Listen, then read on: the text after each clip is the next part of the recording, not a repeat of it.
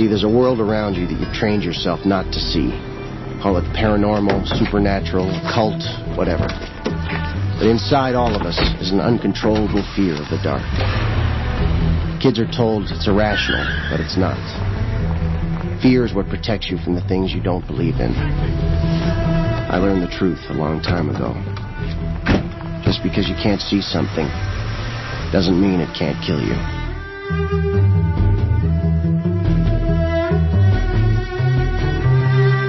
Welcome to Now Playing Podcast's Alone in the Dark retrospective series. My mommy says that there's nothing to be afraid of in the dark. Your mother's wrong, kid. Being afraid of the dark is what keeps most of us alive. Part of Now Playing's video game movie review series. My kind of mission. Good luck. Hosted by Arnie. Carrying enough baggage for the both of us, trust me. Justin. Oh, he has intel we need. I trust him. And Stuart. After all these years, I'm immune to witchcraft crap. This podcast may contain detailed plot spoilers and harsh language. That information's classified. That means it's none of your fucking business. We've got this under control. Thank you. I don't need your help. Listener discretion is advised. I'm sure you had some idea how it might play out. Everyone has to die in the end.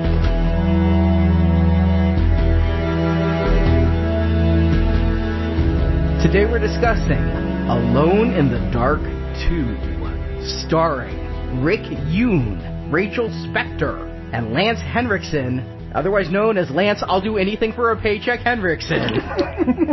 You may recognize him from everything. Yeah, 5 years after Mangler 2, he's come to this. And he told me Mangler 2 was a alimony payment. Maybe this was too. I know somebody's paying. It's not Uwe Boll. No, it's directed by Michael Roche and Peter Shearer. My new favorite curse word. Because a movie of this quality takes two people to fuck up this badly. Is it a Super Mario Brothers thing where one director is telling the cast to do one thing and then the other one comes along afterwards and say, no, do the complete opposite? I thought this was supposed to get better without Uwe Boll. This is Arnie, co-host of Now Playing, and my mom taught me if I don't have anything nice to say at all, not to say anything at all. So Justin, Stuart, do you recommend Alone in the Dark 2? Woo, yeah, Stuart, I'm still here. Not quite alone in the dark. I'm still here as well, Justin. Just when you thought it couldn't get darker than Uwe Boll. Yeah, I predicted with just extracting him from the process, this should easily fix many of the problems that we had last week. No, it seems to exacerbate it. Why does this exist? Alone in the Dark was a failure. A failure on all counts. Why would you make Failure Part 2? Atari was planning another Alone in the Dark game. I mean, you talked about the product placements and the tie-ins to the video games. Yeah, not another one. That one that they were going to put out in 2005 with the first movie was finally ready to come out in 2008. So yeah, can we do a quickie, I'll call them a theatrical commercial by making a second movie? You're right. Maybe that's all that it was. I can tell you this. They weren't throwing Germany money at this production. This thing was done real quick and pretty much in the dark without Uwe Boll, using the screenwriters, one of many of the screenwriters, I should point out, from the original project here. Are you going to tell me that this was actually made as Alone in the Dark 2? This wasn't some other movie that they had already shot and canned and somebody's like, ooh, just call it Alone in the Dark 2. Nope, it was made as Alone in the Dark 2, direct to video. It had 1/4 the budget of the original. The original, they started with $10 million and got bumped to 20. This one was made for under $5 million, but it always was direct to video. I mean, what does it mean when Uwe Boll won't do your movie? Well, he is making 10 other movies at the time. It's not like he's retired. The same year he made Far Cry and Blood Rain 2. Maybe he just didn't have a free week to cough this up. This was made in 18 days, this film. And it was filmed in L.A. They worked stateside this time. So they took their $4.5 million and proceeded to spend it in one of the most expensive countries to film it. So the first one was set in L.A. but shot in Vancouver. This one's shot in L.A. but set in New York. Okay, got it. And it looks so Manhattan all the time, doesn't it? There's one moment where I'm like, wait a minute, this is fucking Manhattan? They didn't even change the poster. I mean, I think someone graffitied, they wrote, Uwe Boll sucks dick on the poster. They run up with some red spray paint, spray that to cover it and say, hey, this'll work. I mean, yeah, they're recycling everything. A lot of these cast members are in other Uwe Boll films at that same time that they had and said, okay, Michael Paré, walk over here and do this bit. And so, yeah, you just have a complete recycling of everything we had the last time, and yet nothing here feels like a continuation of Alone in the Dark. You know, I'm all for racially blind casting, but when you take your main character from Christian Slater and turn him into Rick Yune, it feels more like a reboot than a sequel. You usually can't tell a whole lot about a movie by the poster, and you probably shouldn't read too much into it, but there's something going on this movie poster that actually does lend to the amount of effort that's going to go into making this movie. Like Stuart said, it's an exact replica of the first poster, that they did 2 scratch marks after the title, and then somebody walked by and was like, is that supposed to be a part 2? And they're like, screw it. Put an actual number 2 in front of those. Yeah, if they're taking anything from the games at this point, Alone in the Dark 2, the video game, back in 1994, Carnby did battle a witch. That was the storyline. It was about a child abduction that ended up being a witch curse at a house. So there's that element. And then the Alone in the Dark 2008 game did involve all the action happening at Central Park, but had more monsters and more mythos and characters. And otherwise, these filmmakers in the commentary, they freely admit, we were not following any games. We were not following maybe any plan at all. I think they played the game, because having played part of the 2008 one and part of 2, there are certain tropes here that feel in the spirit of the games, like mystic weapons that if you touch will hurt you as much as it hurts your enemy, and special daggers and that sort of thing, learning the backstory as you go through. It felt like, again, it could be a plot of one of the games, and yet it isn't. What it doesn't feel like, again, is Carnby's movie. You said that about the last one. In this one, he spends half the movie in bed.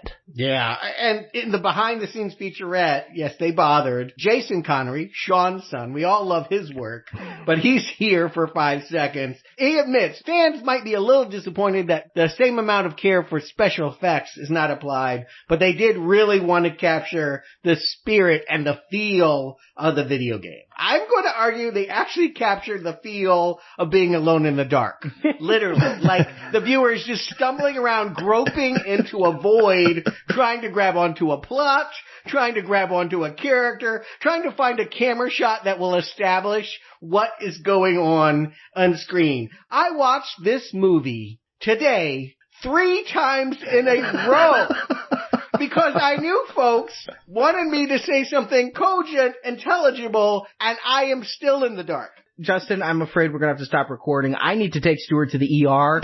Nobody can possibly suffer that mental trauma and come out the other side, so we're just going to delay the show. Yeah, can we just go to the plot summary? Because that will entertain me greatly, Arnie. Why don't you tell us what this movie is about? Because I don't know. I don't know. There's a witch and there's a dagger. Go.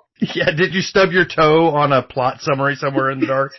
I did watch this Alone in the Dark because my wife saw some of the first one and did literally leave me alone to watch the second one. I didn't watch this one twice, but I did find myself rewinding. At one point, I rewound an entire half an hour because things are like, wait, when did Danny Trejo join the cast?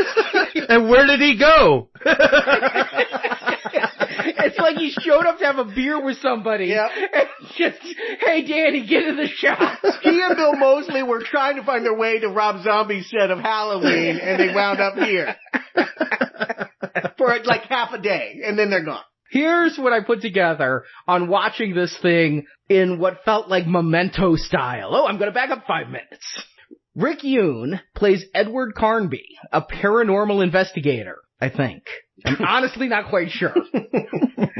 When a junkie named Xavier, who they spend more time setting up than they do Carnby, tells Carnby about a magical dagger the cokehead saw some people hide in a public bathroom, Carnby decides to look into it.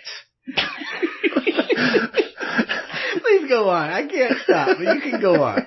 The dagger is under the magic of a witch named Elizabeth Dexter. Not Elizabeth Montgomery, because that would be Bewitch. And she's too good for this shit.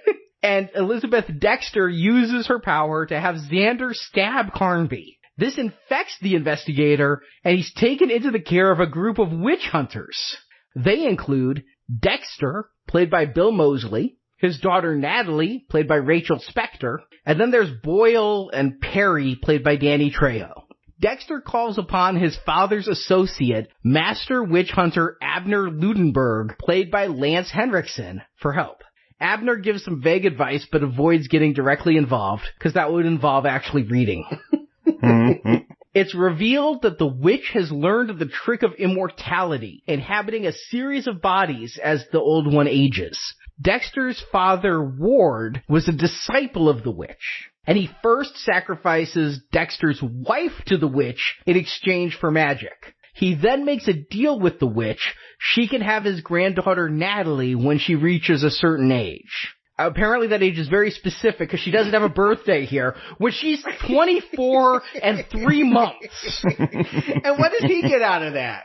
More magic. He learns more tricks. Okay. But Natalie is now that age. The witch wants to inhabit the body of Natalie, and along the way kill several people, including Dexter and I think Danny Trejo.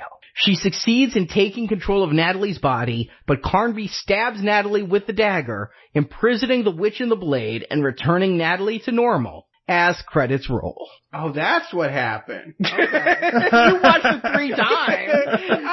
There's some of that that's questionable, but hey, I'll go with it in the absence of anything else. Sure, why not? We start in New York. I want to just point out, the people of Earth have returned. I said last time that everyone was wiped out Afghani style because of them opening that gate. But I guess they got assurances. Uwe Boll is not directing. You can come back and safe to step in front of a camera. I love movies that are filmed in LA. You can just tell that you get people in them you wouldn't get if you filmed in Vancouver or Germany or Atlanta. The fact that this cast is going to have Michael Pare and Danny Trejo and Bill Moseley and Lance Henriksen and PJ Souls from Halloween. Yeah, she's needed here. You just get names. You get people you're like, oh yeah, that's what happened to that person. They're really slumming it. Yeah, the greatest work done here is by the casting director because they went above and beyond. I actually think they just went to the local Fangoria convention and took a Piper-like walk. Yeah. They're looking for anybody charging less than $45 for a headshot signature. And I actually think some of this cast quit because movie starts with Michael Pare and Jason Connery and some other chick. Why can't they be the stars of this movie? We never find out their connection to anyone else.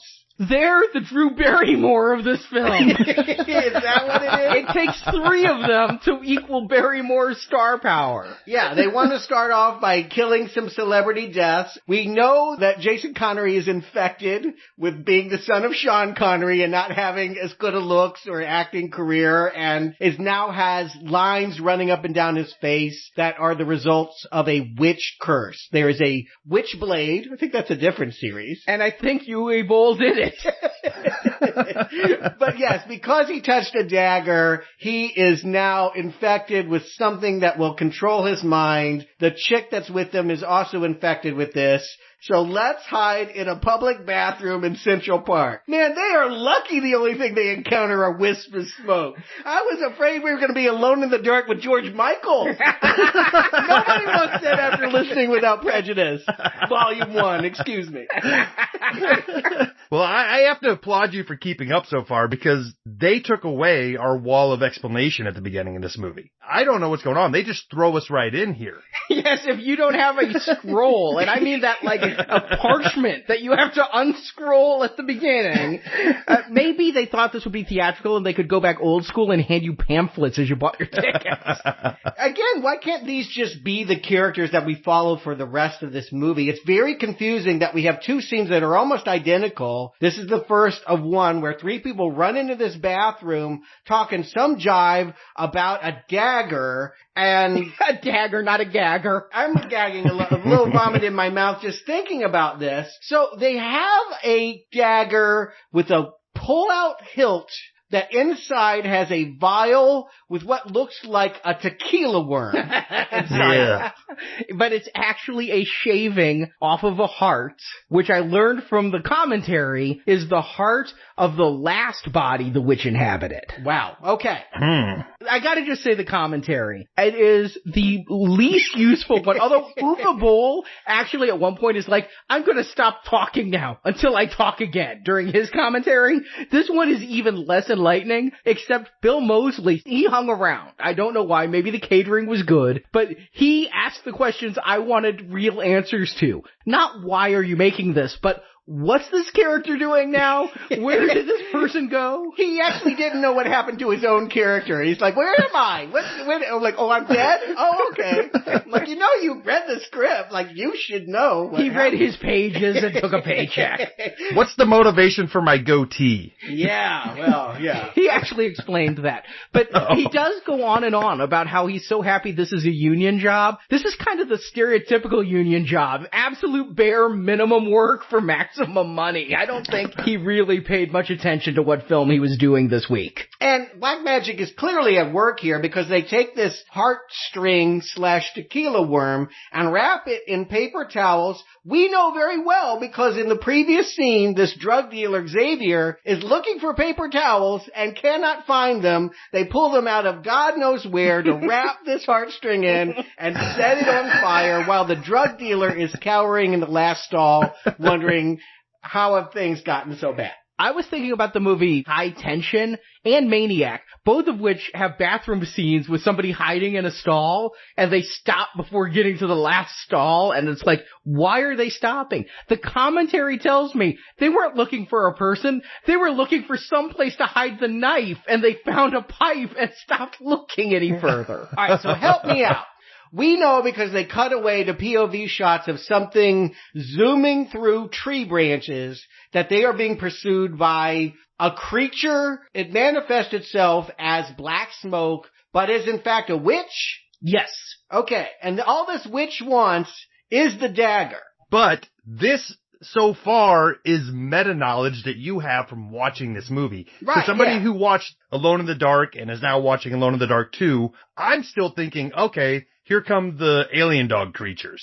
That's what's running through the forest. I thought the same thing. Right, yeah, because the lights are even flickering. You think Abkhani, it's the same tricks. If it's a sequel, god damn it, there must be something carrying over. If not Christian Slater, at least they could get that CGI pixel monster back into this movie. But no, it's steel is behind these video effects. He's billed as steel. It was Toy Box last time. Is it really Shaquille? Yeah, surprisingly it doesn't look much better than that Genie movie with Shaquille of a decade prior. But, alright, this witch just wants a knife. I just want to boil it down real simple. Here's the thing. Her motivation appears to change.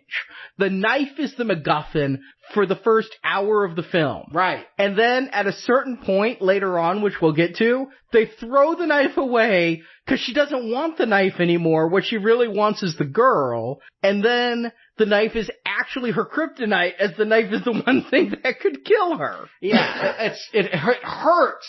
I mean, there were things we could not string together in the last movie. There's nothing I can string together in this movie, including bare minimum, what does any character want? But I believe from 3 viewings that what's happening here is a witch is coming to claim a knife, and so they need to hide it into a pipe, although they have some continuity problems because sometimes they've stuffed it in the pipe, and then sometimes Jason Connery is carving a map of Central Park into his own chest with said knife. Can you explain that one to me? Like he gets as far as writing the KE part of the index so that someone will be able to measure against his corpse where the burial of the witch is. Like he's actually writing into his own flesh the burial spot on an entire map of Central Park, but only gets as far as KE. It's not the dagger, though. He has like a Swiss Army knife he's doing that with. That's a different knife? That's a different knife. Oh my God. You don't get that level of detail with the dagger.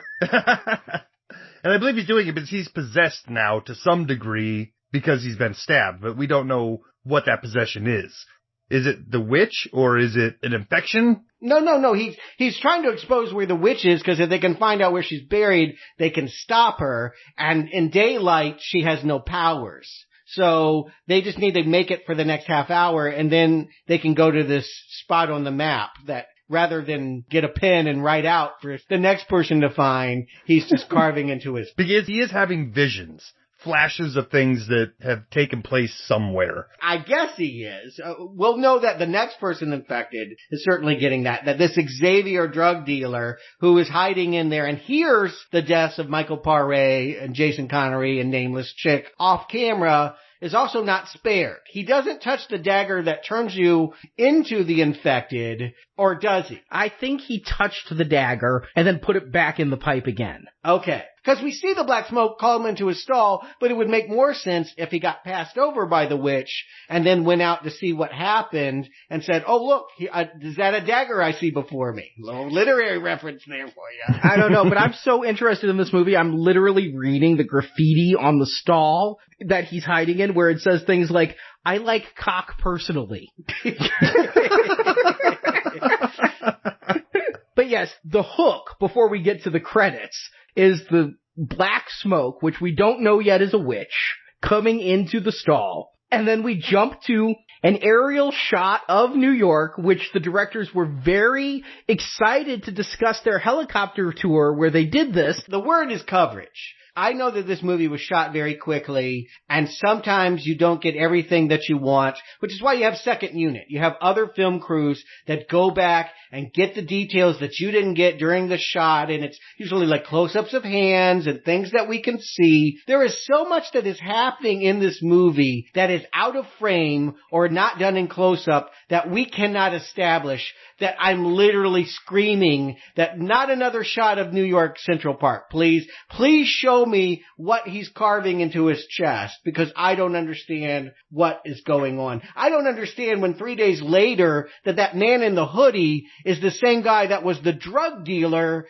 in the scene with the bathroom. Like, it takes me forever to realize that this is a guy who's now infected with the witch curse and asking for help from a brand new Edward Carnby. Yeah, the thing about Xavier there, the only reason I could keep track of him is because I actually recognized him as the brother from Freddy vs. Jason, the one who slit his wrists in the bathtub and has a striking resemblance to Danny Bonaducci. We will be seeing him again. He is the star of Postal. Oh my God. Yeah, and I recognize that guy. There's a bad sitcom a while ago called Titus with Christopher Titus, the comedian, and he played his brother. It was him, Stacy Keach, and Christopher Titus, and that's all I remember about the show. But every time I see Zach Ward pop up, I'm like, oh, Titus's brother. I wonder if we discussed that because I'm looking him up now. He's done 122 things, and one of them was Resident Evil Apocalypse, so we've seen him before with a video game film.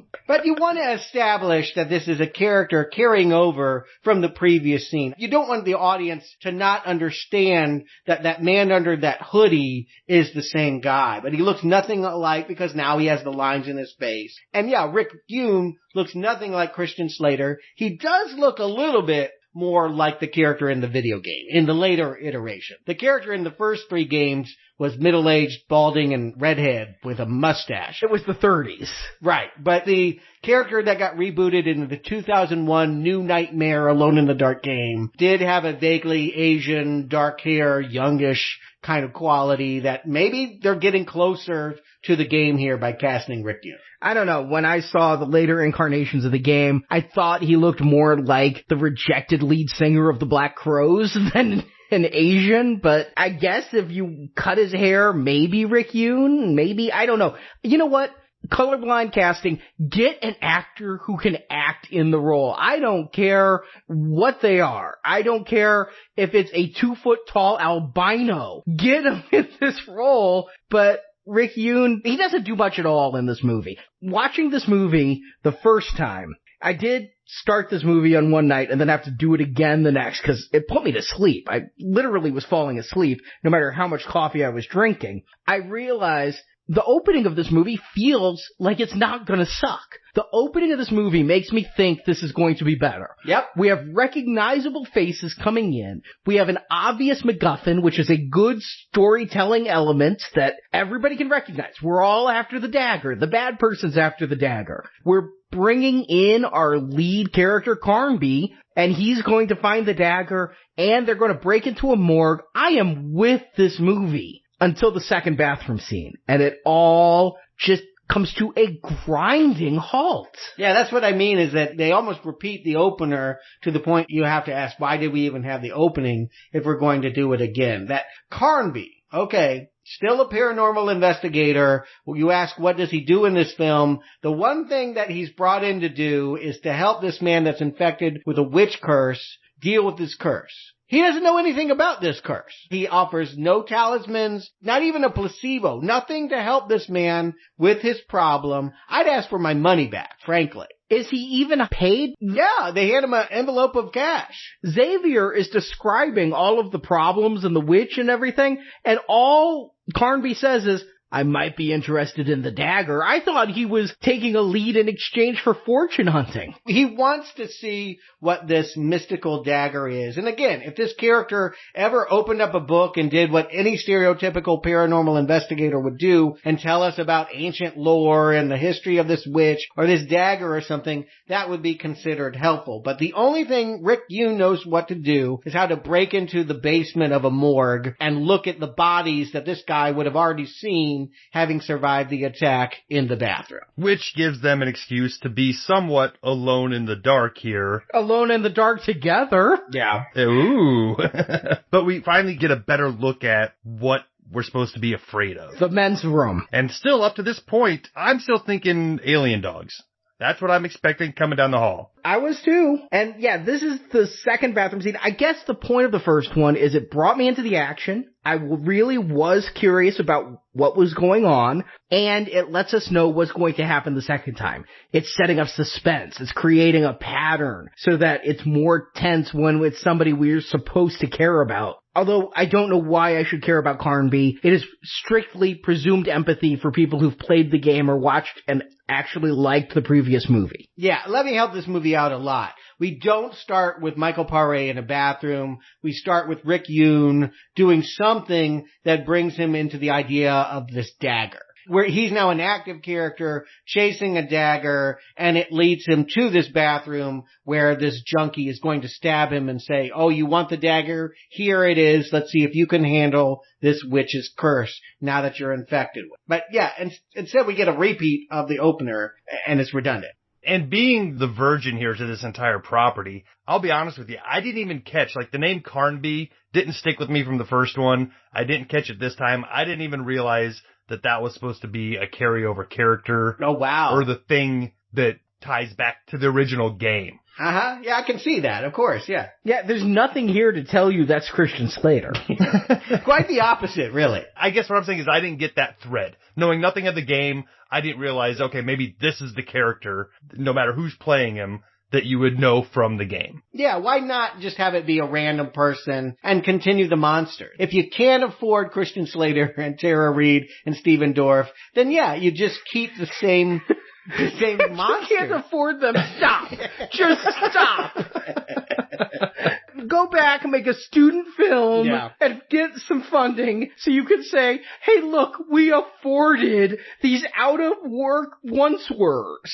Yeah, although they carry more cachet in the genre. I do feel like Bill Moseley, because of his association with Rob Zombie films and, Lance Henriksen, Aliens, and all the other stuff of varying quality that he's made. He's making me wish for AVP in this film. But, yeah, I do feel like there is a certain cachet to these people. The problem is not that they've gotten worse actors. The problem seems to be that there's nothing for them to do now that they're here. We have a whole lot of the middle of the movie being about a family dragging the stabbed Carnby back to their house and debating what they should do next. Remember Blade 2 when it felt a lot more about the royal vampires and about the vampire hunters than it did about Blade? Yeah. That's what I feel here. These people weren't really so interested in telling a Carnby story, but a family witch story. Justin, you said, was this filmed as something else and then they dubbed over the name to make it part of the movie? I don't think that. But I wouldn't be surprised if this was a spec somebody had written about witch hunting after Blair Witch, Mm-hmm. This is the Were Bitch project, but I'm wondering if, given the time, they might have been like, I have an idea for a witch film, they're hot now, and they decide to do this. Because this movie's pacing falls off a cliff when Carnby gets stabbed. He's put in a bed. And we're watching these new characters who just run into the bathroom apropos of nothing. Yeah. I don't know if he had the shits. Yeah. What's going on? They have a tracker just like the first people had a tracker, although don't confuse them. They have nothing to do with the other witch hunters. They just also happen to have the same equipment and the same mission to find where the witch is buried so they can stop her forever. Because... all right, let's try. Let us try to parse this out. All right, we have Bill Moseley as Dexter. And Dexter has a daughter named Natalie who is in danger of being possessed by the witch. Yes, because her grandfather, which was Dexter's dad, Ward Dexter. There's Dexter and Ward Dexter. We never know Bill Moseley's Dexter's first name. He's just Dexter. But his father, Ward Dexter, we're going to find out at the end, is a disciple of the witch, though Dexter Moseley thought he was a witch hunter. He really wanted the witch's power. And so after killing Dexter's wife, he offered Natalie as the next sacrifice. And only Lundberg has this information. Yes, which is Lance Henriksen. It was a disciple of Ward's who is very confusingly looks like Ward. It took me one viewing of the movie before I realized that all these flashbacks that Carnby is having where he's seeing a man kneeling at a rock with a fireplace poker, talking to the screen and saying, "Where is the dagger?" that wasn't Lance Henriksen. I actually thought the whole time that was Lance Henriksen, and it was the man that Lance Henriksen was fighting. I thought the whole time this thing was filmed in Germany because they've got this third witch hunter with a deep German accent for no reason that I can figure out. Yeah, poor Arnold ripoff the whole time. Yeah, he was even in a Conan syndicated TV series. That's his claim to fame. Ralph Mulder. Fun name, but not a fun part. Yes, it's a lame crew. I would have much preferred to be with Michael Paré and Jason Connery, but here we are in this house.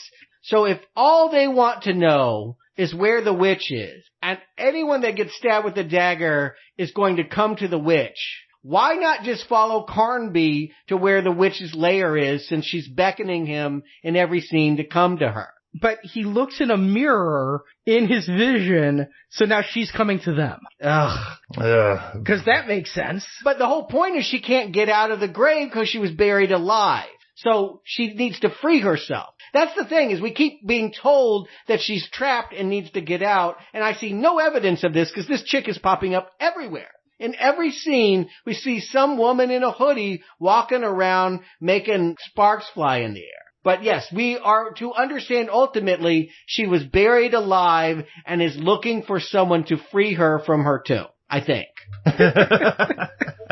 It's all very confusing. You're right. Are they looking for her, or are they trying to protect themselves from her? Because in the farmhouse, they have this cage built of electricities that they can stay in, and she can't cross over through there. So she's been there before? That's why they have that cage? I just thought they liked chicken wire. No, I don't think she's been there before. They're pro-witch hunters. This isn't their first witch. Yeah, okay. So here's what I was really struggling with at this point. I thought that Carnby mattered. I thought at some point that she had done all of this stuff. Because, listen, if all she needed was the dagger, and she had the junkie guy from the bathroom, and he had the dagger, why couldn't he just bring her the dagger? She must have needed Carnby into the mix. So I'm waiting for the backstory in which we find out that Carnby and this witch have crossed paths in the past somewhere for her to suddenly now be chasing him. Because at first we're told she's chasing a knife, and then we're told she's chasing Carnby, and maybe at the point when she realizes it's not Christian Slater, she starts chasing the daughter. But I never know what this witch really wants or what she'll do when she finally gets it. I'm glad you don't have it after 3 watchings, because after my 1.5 plus a lot of rewinding, my first question was, and I've said this before, where did Danny Trejo come from? They're all running to the cage, and Danny Trejo just shows up. I love it. Yeah, the cage is going to protect them, and then everyone leaves the cage except Sinclair. This one chick stays in the cage and dies, and everyone else is just like wandering around through the house. That's because they lost power. It only works. No, the daughter is wandering around upstairs. Carnby's in the living room. Yeah, Bill Moseley and Trejo are in the basement trying to fix the generator, but then nobody is in the protective witch cage. I love that Moseley gets killed, and his last act is to grab the ripcord, because his dragging body's enough to start that. Listen, I've started a fucking mower. You could not do it that easily. Right. And everybody in the room knows what he's doing, too. Like, don't do it. But this is where it really gets especially confusing, because out of all these characters, there's some people that have been in a lot of stuff, but Danny Trejo is a presence on screen. You show him, and he disappears without any explanation. It's going to leave a hole. It's going to make me wonder what's happening for the rest of this movie. You look at the poster, he's second billed. Rick Yune's not even on the poster. It's Bill Moseley, Danny Trejo, and whoever the chick is. That is the above the title credits. Like, those were the stars of this film, and 2 of them are dead, and we still got 90 minutes to go. Well, the good news is I think the female is the star of Blood Rain, so if you want to see her naked in some girl on girl, we're going to get there. No, the star of Blood Rain is the TX from Terminator 3. The star of Blood Rain 2 and 3, when they couldn't get the TX, is this chick. And again, we see Uwe Boll do this a lot. If you'll find an actor, in fact, I think she might be the same actress, because all the women in this film, the witch and her and the woman that was killed in the bathroom in the beginning, all look like the same chick. I think she just uses different stage names. But once you work with Uwe Boll, you can't work with anyone else. Because they won't touch you with a 10-foot pole. Yeah, you're infected like you have a witch curse on your hand. And so, yeah, people just come back again and again to do more and more of his sequels and his shit. And the man is prolific. I mean, I will say, while he's not behind the camera here, he's producing and he is making 10 other films at this time. Yeah, it's extraordinary how many films that he's made. So as the chaos ensues here, they get the generator started again. A few people die. I'm not sure if Danny Trejo dies or not. He does. Do we see that on screen? You actually never see an on-screen death. I guess they couldn't afford blood. But yes, we see him kind of fall out of shot. Again, coverage. We never see close-ups of anything that matter. But he falls out of frame and screen. So that reads as death in this film. Aha. So basically, after all the dust is settled, what we're left with Carnby, Natalie, and wannabe Arnold at this point? Yeah. 2 of whom were the 3 who ran in there. I thought that was the entire witch hunting posse until they had to gather in a cage. And then let's also just keep in mind Lance Henriksen is kind of helping them. He came over. First of all, he says, I'm not involved in the occult anymore. I'm killing cows. I'm a veterinarian that's prescribing home remedies that are murdering livestock. There's this subplot where the wife comes in. PJ Souls is like, hey, remember that cow you treated? It died because you gave him medicine. I would not feel good about, like, now he's coming over with his bag of tricks to give Rick Yune some potion, radioactive juice that he's injecting in his face like Botox. Because it confuses the witch's signal. And if the hair falls out, we know it's too much. Yeah, I think that Lance is just having fun at this point. He's like, I'm going to do whatever I want, and they're not going to fire me because I'm the biggest star in this movie. Which is saying something, but I'm really, again, confused. I mean, this is just a telltale sign of bad filmmaking. Bill Moseley's like, no, I'm not going to go to him. Absolutely not. I refuse. Next scene, will you help me? Yeah, nothing to happen to have a change of heart. It's just literally, it's that kind of movie where people take a stance and then completely change their mind the next shot. And again, I wonder if they were directed that way with 2 directors, both credited as writers. Was one director A saying something that the B was contradicting, and you have all of this contradictory nonsense. But it's crazy making. Yeah, you literally, every time you feel like you have a grasp on what's going on, someone will come out and say, oh, absolutely not. It's the exact opposite of what you were thinking. I share Stuart's confusion with what exactly the witch is after. There's a scene where Carnby and Natalie are crouched behind a pillar in the house, and he tosses a gun out, and the witch goes and checks it out, and then the dagger starts to sing out, and he quiets it? What is happening in this scene? Does she want the dagger? Does she want him? Does she want her? And why does him putting his hand over the blade do anything? Because he's radioactive? I mean, his career is by this point. But I feel like there are no established rules. We are in the dark. The filmmakers have no clue, and they will make it up scene by scene, and we just have to roll out again and again and again. It's so violent. I feel like I was just dragged, just like tied to the back of a pickup and dragged through 50 feet of sharp rocks trying to figure out what's going on here. It's painful. This gun scene, I literally have watched it 6 times. I rewound, and then I stopped the movie. I went away. I came back. I rewound 30 minutes of this movie.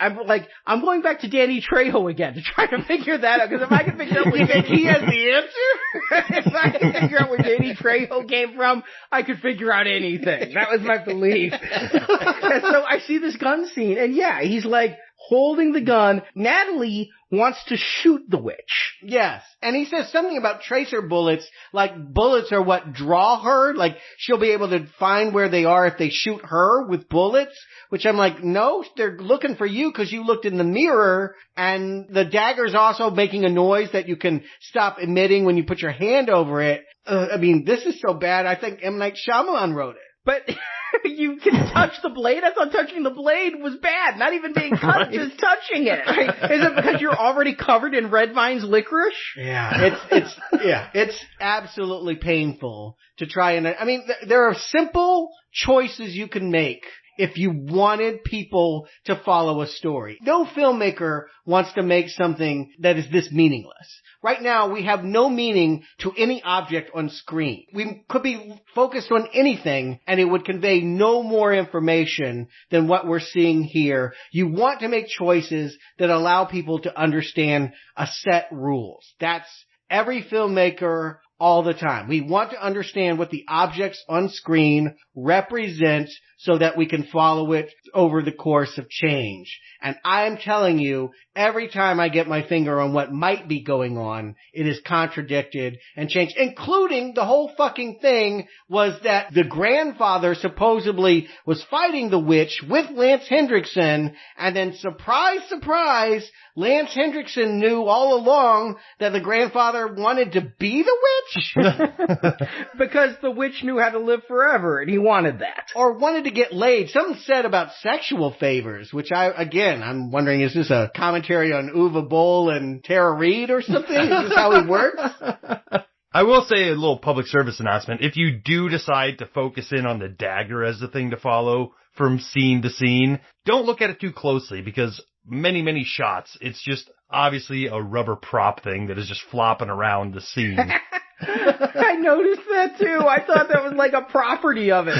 Yeah, I thought at one point it was broken in half, but there's no continuity, there's no consistency. It is crazy making to try and follow anything in this film and understand it as a progression. You cannot follow anything in this movie. We just sort of stumble towards something that resembles a climax that Lance Henriksen will have nothing to do with. I love the fact that he's just not going to leave his farm. He's like, nope, I'm staying put here. And so they just build this bizarre sequence in which we find out he has a different dagger with another heartstring in a green army case under his bed.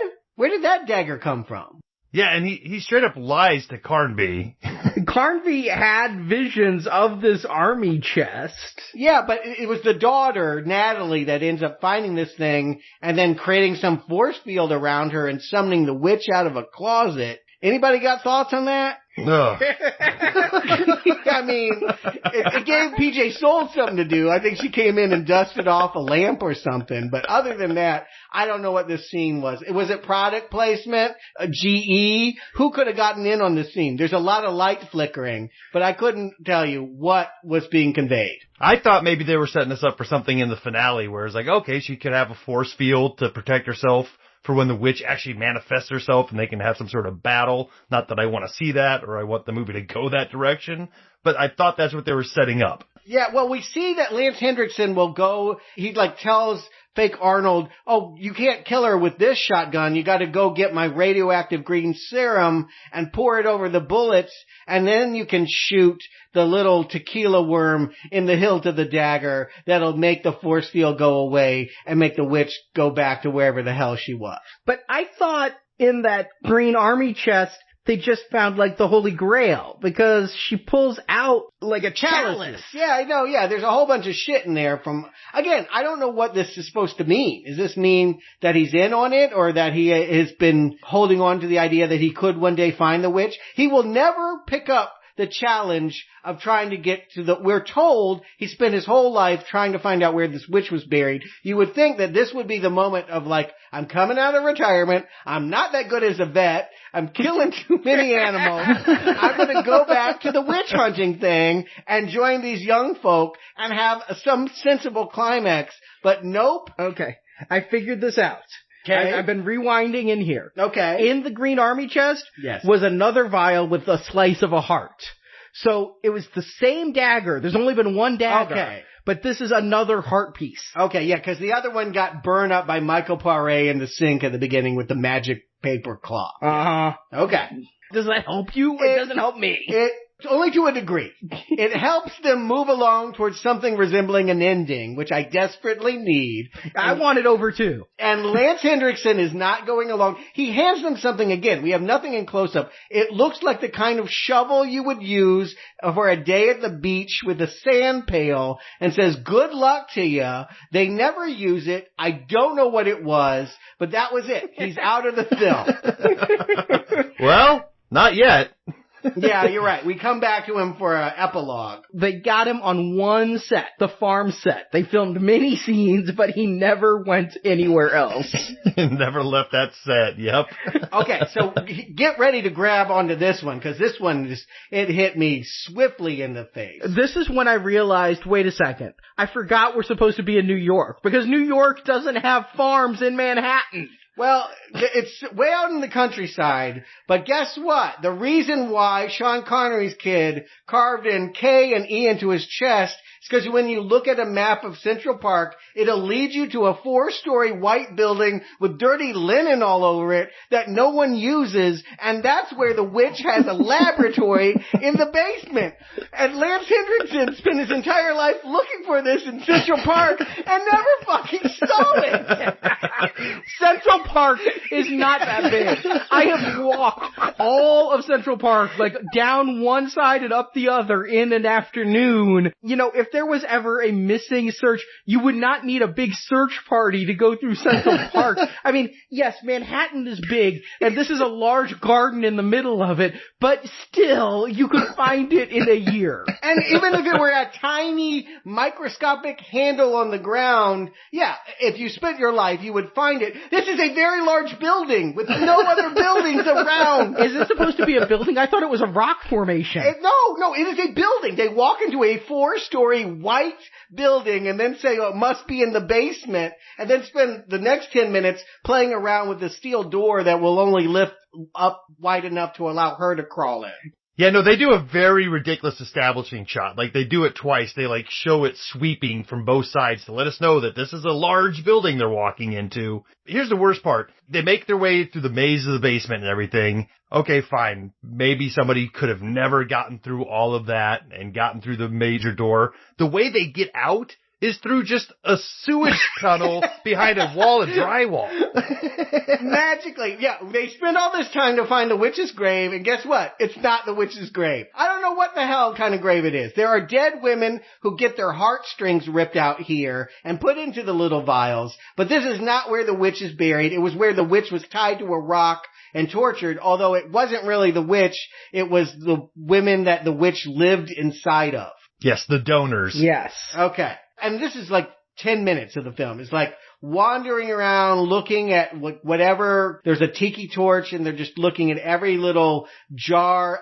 Again, no close-up shots. We don't know what they're looking at, but we see them in wide shots looking at things and going, oh, this is very important. It feels like an adaptation of that Atari game Haunted House. Do you remember that? When you're like your little eyes going around, like that's closer to that than it is Alone in the Dark at this point. And I guess we should mention they kill fake Arnold. He was too big to fit underneath the door, so he's got to get that shotgun and get a few shots off at the witch. And I guess Lance Henriksen punked them that those bullets had no effect on her, and she kills him off screen. He did try to help by running out and getting the car jacked to a 1992 Honda Civic. Yeah.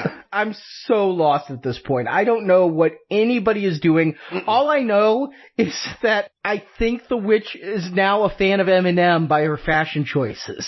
The gray hoodie, is she going to start rapping? I'm not sure what the fuck I'm watching anymore. I think Carnby's gonna die. He starts going through some convulsion visions, and I'm like, how much is this like the game if you're killing him? And there's 20 minutes left. I can't tell you how ready I am for everything to be wrapped up here. Give me a body, give me a little backstory, the end, right? And do whatever you're going to do. But the fact that, yeah, as Justin said, we just stumble our way through a storm drain, and then he stumbles to a nameless wall that we don't see because it's off shot, it's out of the composition, but apparently it contains the body of a witch, and you can use the dagger like a key to open it and stake her like a vampire, and that is what she wasn't supposed to do. She found a riddle that told her, kill the witch, but the riddle really was save the witch. So by stabbing the witch, she actually kept the witch,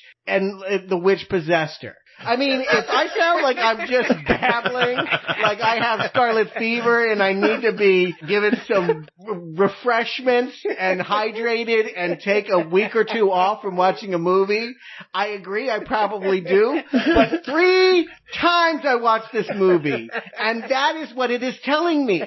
This is the plot. Yes. Sadly, you nailed it. I was so confused when they say, oh, we misread this. And how do you fuck up that bad? Oh, not kill the witch, save the witch. When Lance Henriksen's like, it's too simple. Everybody's gonna read it. I mean, we could tiptoe through all of this, and I think we would just find. Recommends. Yeah, we would find that it would never make sense, but the best is yet to come. No, because they've gone back to Lance Henriksen after staking the witch, and that meant that poor Natalie is now possessed by the witch, which is, I think, what she wanted all along. She wanted a new body. She needed to get out of the park, and this was her ticket. Because her mother was buried in Central Park, she could only be a fan of. This is like some fucking Kaiser Soze witch. I mean, I'm like trying to help them pulling strings here and there, but the best way to deal with her now is to dunk her head in a bucket of water. Alright, to translate Stuart, he's cracking up. They take the possessed woman and they shove her head into a bucket of water to drown her. Oh my god! Keep in mind, this is his girlfriend. Somehow they started dating during all of this. Joey's like, oh sorry, I guess I just have to fucking drown you while you're bobbing for apples. And the witch is like trying to come on to him, but they're already dating. Right, stab me while I'm on top of you, straddling you. Meanwhile, like, she shot Lance Henriksen in the face. I mean, he's bleeding from a head wound. I have no air left to laugh. And it's all gone from my lungs. Fine, he gets shot in the head. I'm like, wow, that was an unexpected death of Lance Henriksen. He gets back up. It's like Monty Python. Only a flesh wound. He takes one to the knee. They shoot him again in the leg. And not only that, he's cheering him on. Wait for it. Hold it down. He's giving instructions. Don't let her out of the bucket yet. And then he's like, oh, don't worry, just stab her in the heart with the dagger, and she'll be fine. And she is, because it's that kind of movie. It's that kind of movie where you can dunk someone in their pool tank and then revive them with a dagger to the heart. All done off camera so that you can't actually establish what anything is doing. And that's saving the witch, then, apparently? Like, how does this resolve anything? I know that the dagger is on the ground glowing as they go off, arm in arm, the three of them, to do something in the house. I think the glowing means the witch's spirit's in the knife. Okay. I don't know. Sure. I'll give it to you. Justin, Stuart, how terrible is Alone in the Dark 2? Justin? The line that Stuart was just alluding to, I actually wrote down word for word because I think it's the perfect summation of this movie. And it's when Lundberg tells Carnby, he says, it kills the soul, not the body. Yes, this movie does. Yeah, it does. Very much so. My soul is dead, and yet I'm still walking around. Arnie, you mentioned it up top. I felt like this movie might have some potential. The first 15 minutes of it, it felt a little bit more legit, and it felt better lit. It didn't have the herky-jerkiness and all that Uwe Boll crap that we had to deal with last time. It felt like a little bit more of a low budget, but maybe going to be somewhat of a tighter story that could happen here. And it just all unravels. They don't know where they're going at all. They don't know what they're trying to do. And like I said, it was halfway through the movie that I even realized that this was about a witch. I was the entire movie waiting for those damn alien dogs to show up to give me some sort of thread of why I'm watching Alone in the Dark 2. None of it made sense to me. And I guarantee you, I was convinced that this movie was made on the shelf. Somebody said, slap Alone in the Dark 2 on it, get it out on video. You know, I had way more fun reviewing it with you guys than I did ever watching it. So yeah, this is not going to get close to a brown arrow, but it is a definite hard not recommend. Stuart. Yeah, it is one of the most confusing and meaningless movies we've ever covered. It is one of the worst. And I predicted that taking Uwe Boll out of the mix would just instantly improve it several notches, and it got worse. It got worse when he left the project and left it to the inept screenwriters who clearly didn't even know how to document things with a camera. They did not get the coverage. It is absolute nonsense. And do not watch for any reason. Do not watch if you want to laugh. If you've been laughing along with us, keep it there. You're not going to have this kind of entertainment sitting through this movie. Do not watch if you're prone to suicidal thoughts. It will confirm your most horrific existential crisis. If you've ever worried that you're wasting your life, watching this is proof. You are. You are wasting your life committing any time to this film. It is so awful, and it's so unfair that Uwe Boll got rich off making this and hurting people in this way, and it is not fair that one half of this directing team, Roche, is getting to direct another movie. IMDb is confirming this is not the end of his career. He has somehow made something called Berlin Underground, and it is coming out this year, and this must not happen. I feel as passionate about stopping this shit as they wanted to keep the dagger away from the witch. We could not let the earth cannot take another film made in this way. Can we do a million movie fan march in Washington? Whatever. We need to get the people together and find out where this movie is and destroy it in whatever fashion it exists. I don't care what it is. A sight unseen, like looking in that witch mirror, it can't be done. We must stop this director, if I must call him as such, from putting out more harmful material. This is, it's cancer for your eyes. The harshest of not recommend. I agree. I thought for sure without Uwe, you gave me hope last week. That hope was dashed. The start of this movie gave me hope. That hope was dashed. I am finding it so hard to believe, but you said nobody should watch this movie. Yes. I think there is a group of people who should. Okay. Insomniacs. Because drowsiness, feeling abnormally sleepy is a common side effect of Alone in the Dark 2. I will admit, the very first time I tried to watch it a few days ago, I did fall asleep and dreamed a better movie ending than this provided. I mean, Alone in the Dark 2 can affect your ability to drive, operate machinery, or do other things that require alertness. It affects some people more than others. Please check with your doctor before watching Alone in the Dark 2. Yeah. And do not taunt Alone in the Dark 2.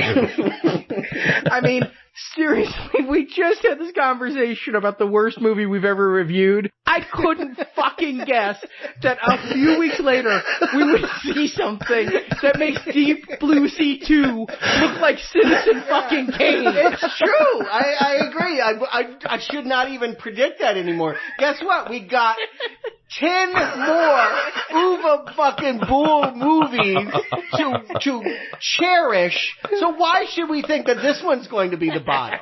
It's probably just the opening sampler. You know, the line, I also wrote down the line about it kills the soul, not the body. But there's another line in this movie that I really took to heart. Don't ever do that again. Burn it. Nothing must remain. That was my favorite quote. I mean, this is a blazing red arrow. Oh, you know what? It did not kill the game franchise. I think the real shocker is, keep in mind, Atari wanted the sequel to come out to help the promotion of a new game, as if anyone would want more of whatever's coming at them off of this screen. But the 2008 game came out. I don't know how it was received. Horribly. Absolutely the worst thing ever. Like, you see explosions and they didn't even bother putting in a sound effect.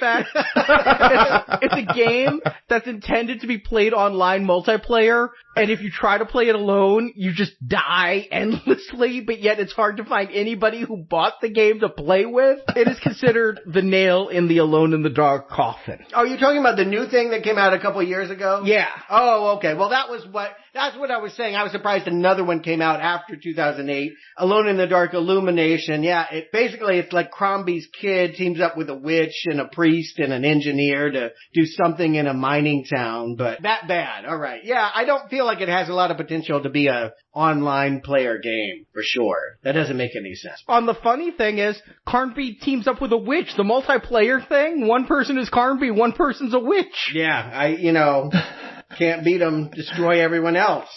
Is there any reason to reboot this? I mean, I honestly think these things are so bad that you just would never evoke the spirit of something that had been touched. Like the dagger itself, if it's been touched by this, you don't hire Christian Slater again. You don't hire Rick Yune again. They're all dead to me. Nothing. Tara Reid survived on Sci-Fi. Yeah, she's in Sharknado, right? Yeah, all of them. Yeah. I mean, unless there's some sort of other movie-making state that they can figure out a way to monetize the loopholes and tax incentives from. Hell, maybe we should do it. I've got 18 days, and we could probably kickstart $18 million to throw something together here. This was only $4.5 million. Yeah. Oh, hell, let's do it. We'll start in June. Mm-hmm. Put our money where our mouth is. We think we can do better. Yeah, I think we could do better than that. We could not do worse. Yeah, I agree that it's a confidence booster. I would show this to people that are, starting out maybe at film school, like every way not to make a movie. It's just so bad. I actually would be okay with never seeing another movie again if it meant that I didn't get hurt this bad. Like, it's just that awful. I don't ever want to see a movie if it can do this to me. I'm never gonna watch again. Oh, George Michael. You had to pop back up. Right back in that damn bathroom.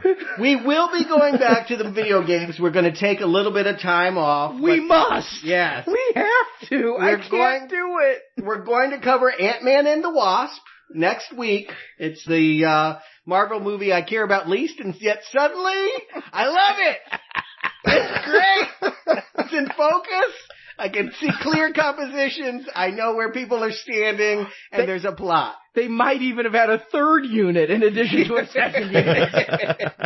But there is an ant game called It Came from the Desert. It looks a little bit like those 50s radiation makes the animals go crazy movie and makes giant ants. I don't remember this game from 1989. It came from the desert. It came from Twitter. I've never heard of the movie. I've never heard of the game. If it wasn't for one of our listeners more obsessive than we wouldn't even be doing it. But here we go. Yes, in 2 weeks we return by covering that movie based on that game. But we're going to take an Ant-Man break first. And this Friday, I hope you can join us for Silver Level. We reach the conclusion with The First Purge. And again, will be better than Alone in the Dark 2. Period. Yeah. Oh my God, I've had bowel movements better than this film. Yeah, I want to purge Uwe Boll and to know that not only do I have to endure more of his crass, cynical, I'm making money by making films so bad they won't make a profit, but that we're essentially instructing other people to go out there and follow us on this lemming dive off a cliff. It's just an awful feeling. It's an awful... I feel very alone in this darkness, but I guess at least I can take a few of you motherfuckers with me. And I don't condone pirating, but come on. Yeah. You know? Yeah. Who stole first? That's what I want to know. That fucker stole everything. Oh, I feel like starting my own torrent site just for Uwe Boll stuff. We don't have to worry about him for several months, but yeah, come this September, we will be facing off 2 House of the Deads, and in October, we will be looking at Postal, so... Hey, uwebola.com is available. Oh boy.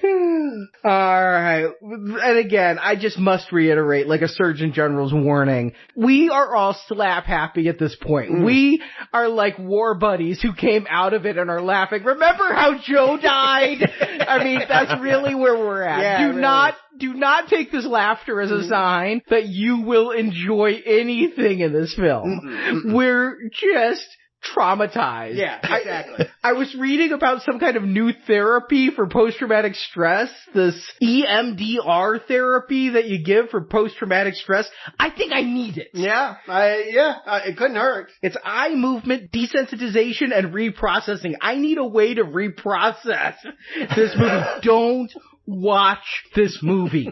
I'm serious. The Red Arrow is not this movie's bad. This movie's toxic. Oh my God. I would rather go to Chernobyl than watch this movie again. I mean, seriously, don't do it. Don't do it. You know what? You want to break up with somebody? You say we're going to watch this movie. It'll take care of itself. It's that bad. Oh, it really is. It really is. Because if you decided on a date night to show me this movie, fuck you. I'm gone. Yeah. Says an awful lot about you. You then look at me and say, I love this movie, don't you? We're done. I can't respect you in the morning. All right. Well, Justin Stuart, kumbaya. Thank you for holding my hand through this experience. Yeah, we're done with it. The good news is it's over for now. I'm not even kidding. I normally, when I buy a movie for this show, and then I am done, I throw it up on our eBay store. Mm-hmm. There will be a YouTube video of me burning this in a sink in a bathroom in Central Park, I hope. You have to do what they do in the movie, though. Yeah. You have to sprinkle gasoline on it and then just toss the rest of the can over your shoulder without a care before tossing a match in the general direction. Yeah, burn it. Nothing must remain. I want to go back to the store where I bought it and do that to the whole place. But you didn't even buy 2. They didn't have it. They knew better. They had the place scrubbed for pests as that movie left. A direct-to-video movie that you can't find. You know what? Best Buy paid for an exclusive Blu-ray release. Only at Best Buy. Wait, this movie? Yeah.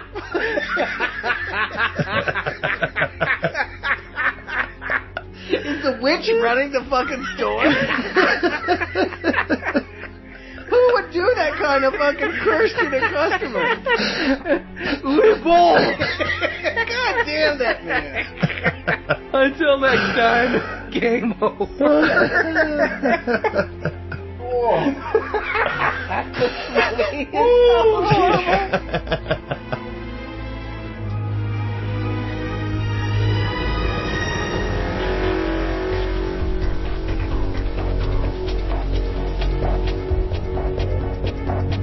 Burn it!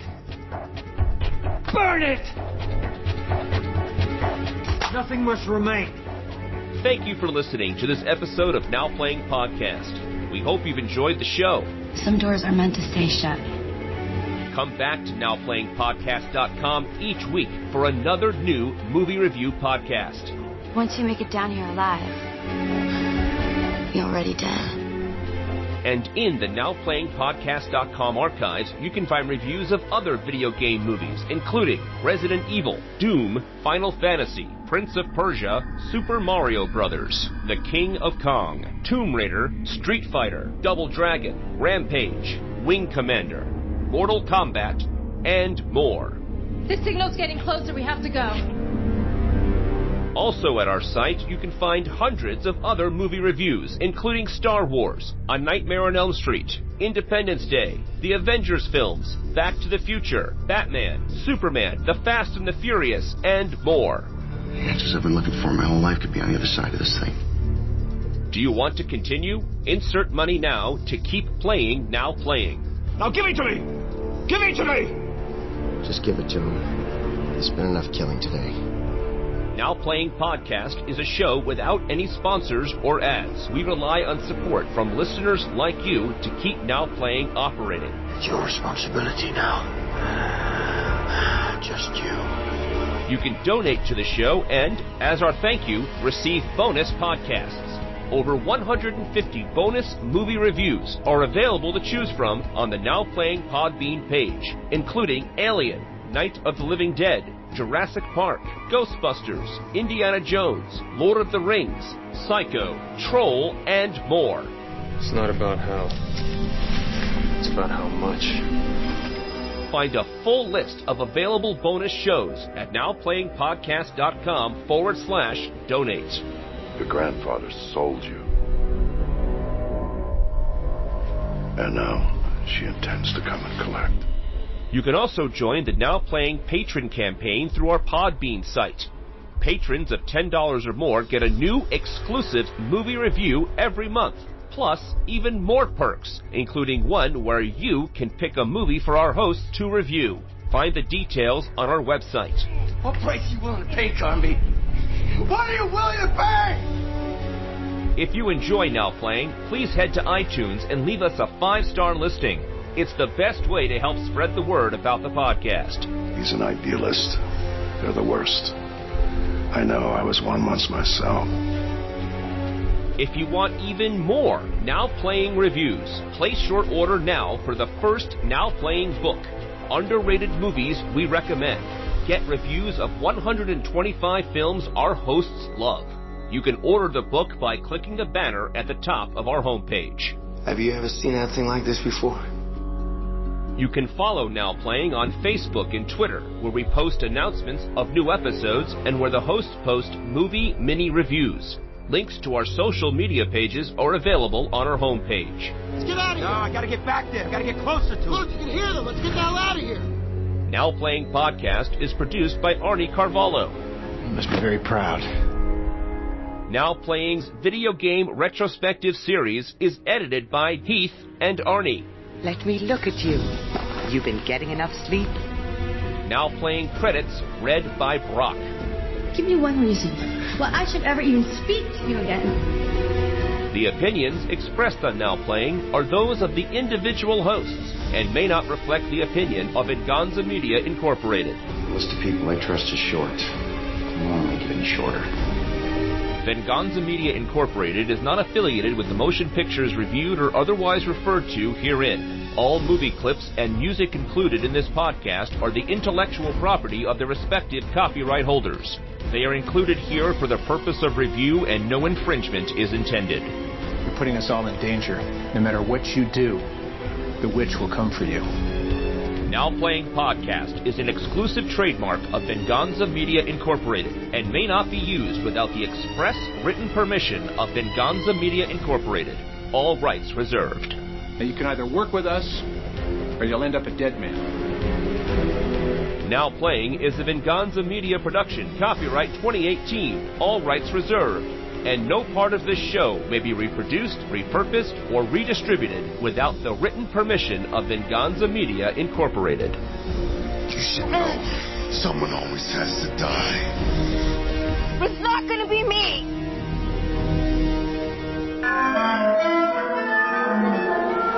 Rick Yune from Fast and the Furious Tokyo Drift.